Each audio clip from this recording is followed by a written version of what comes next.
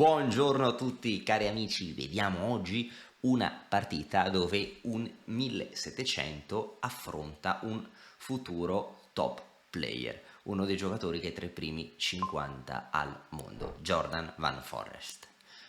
Allora, in questa partita Van Foreest gioca E4, vediamo cosa succede quando un giocatore è, un giocatore magari non professionista da 1700, un giocatore da club, un giocatore amatore, no?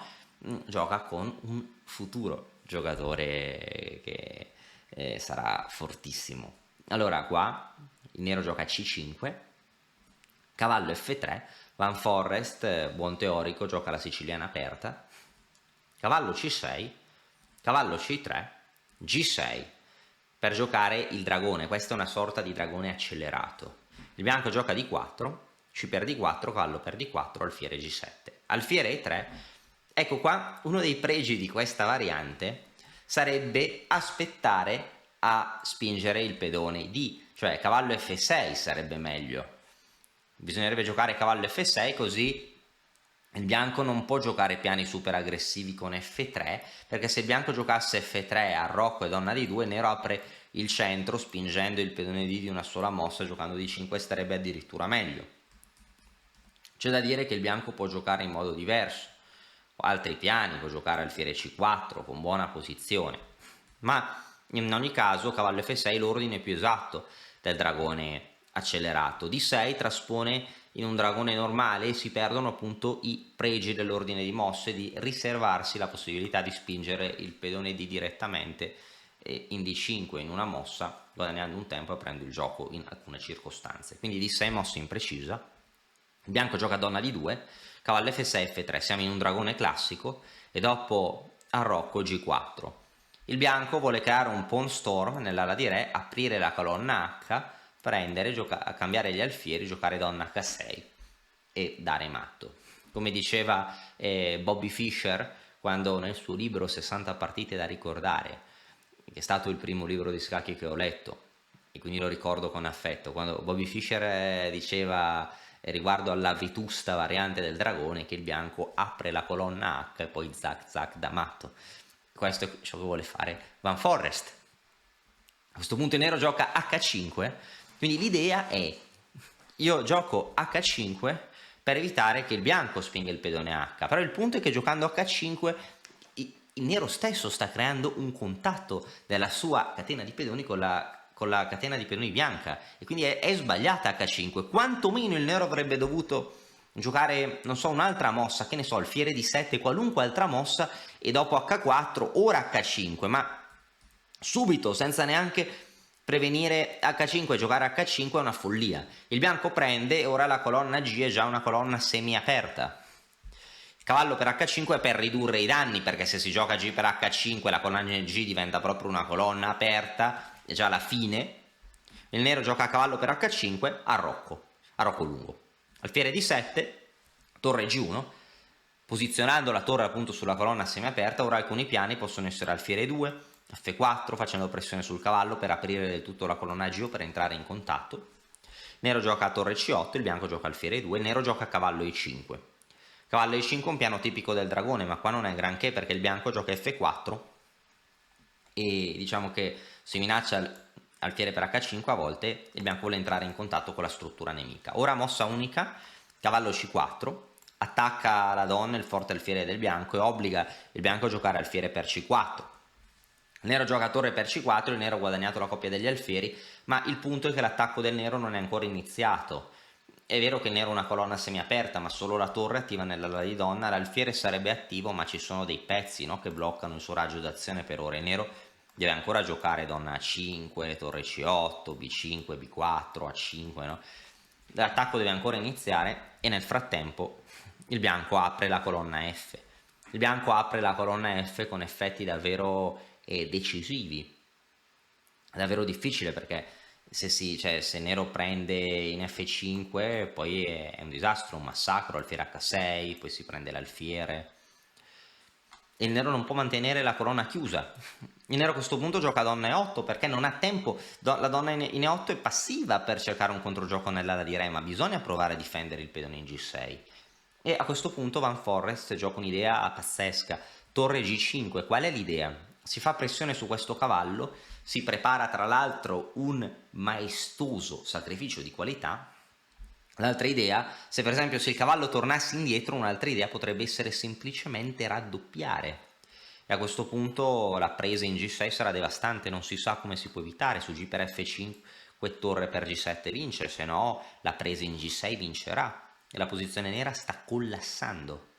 Tra l'altro si potrebbe anche considerare dopo cavallo F6 anche F per G6, F per G6, torre G1, perché poi non si vede bene come parare torre per G6 con attacco su G7. Sei alla ricerca di una scacchiera in legno professionale? Vienici a trovare su mattoscacco.com, scoprirai le nostre scacchiere artigianali da torneo. Il nero gioca alfiere F6 perché la torre del bianco gli dà fastidio e ora a questo punto combinazione geniale. Il bianco muove e vince. Il bianco ha ottenuto, ha giocato strategicamente bene perché ha impostato un attacco più rapidamente, ha semi aperto la colonna G, ha tanti pezzi in attacco, quindi la prima fase della creazione dell'attacco è stata completata, l'accumulo di pezzi, così l'apertura delle linee. A questo punto bisogna usare le maniere forti ed entrare nella fase esecutiva dell'attacco, dove si possono calcolare combinazioni forzanti e sacrifici. C'è qua un sacrificio del bianco che vince, sì, c'è un sacrificio che apre ancora di più le colonne, la colonna G ora è semiaperta, c'è un pedone G che intralcia, il bianco gioca torre per H5, torre per H5, 2 punti esclamativi, fa molto male al nero. Ora, il bianco ha preso un cavallo, qualora il nero non ricatturasse in H5 rimarrebbe con un pezzo in meno, il bianco avrebbe anche l'attacco, quindi il bianco avrebbe vantaggio decisivo. Dopo il nero gioca G per H5, a questo punto torre G1. Torre G1 è una mossa devastante. Perché? Perché si dà scacco al nero lungo la colonna G e lo si obbliga ad andare sulla H. Notiamo che alfiere G7 perde per via di donna G2 e l'alfiere è inchiodato lungo la colonna G, non si può spostare e alla prossima contro qualunque mossa del nero seguirà donna per G7 matto. Notiamo che i pezzi del nero sono impotenti, nessun pezzo, la torre nera è vicina ma non si muove in diagonale, la donna non può andare in F7 perché ci sta il proprio pedone del nero. I pezzi del nero sono impotenti ed assistono alla disfatta. Bastano 2 pezzi incolonnati per vincere per il bianco. E anche alfiere H6, no? Seguire vincerebbe in altri casi. Il nero gioca re H7 e a questo punto il bianco su re H8 il bianco avrebbe vinto nello stesso modo. Come vince il bianco dopo re H7? Il bianco vince con una mossa silenziosa. Il bianco gioca semplicemente donna E2. Donna E2, attacca la torre in C4, ma questo è solo un dettaglio. Donna E2 attacca il pedone in H5, quindi si darà al nero un matto, il cosiddetto matto della scaletta, no? Che è tipico soprattutto nei finali dove si controllano le colonne GH. Tale matto imparabile. La donna non difende H5 perché è bloccata dal pedone in F7. La torre in presa, non dimentichiamoci, se la torre si sposta, anche se la torre si sacrifica, il bianco ignora tale torre da matto.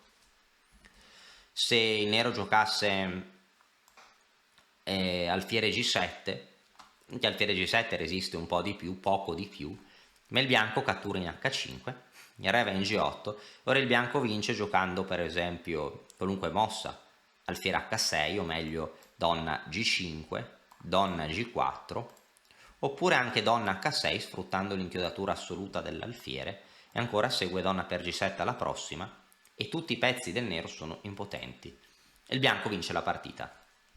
Davvero un'operazione sensazionale.